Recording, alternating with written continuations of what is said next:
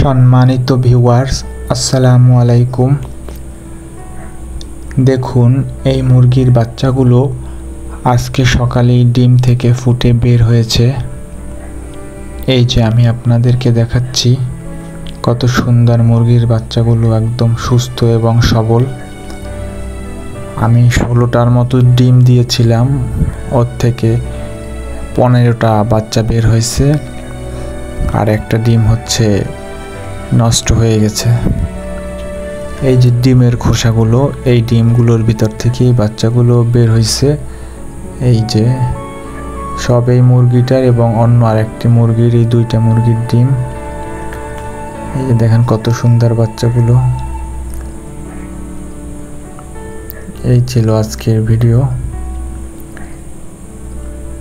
ভালো লাগলে লাইক করবেন, কমেন্ট করবেন। আসসালামু আলাইকুম ওয়া রাহমাতুল্লাহ।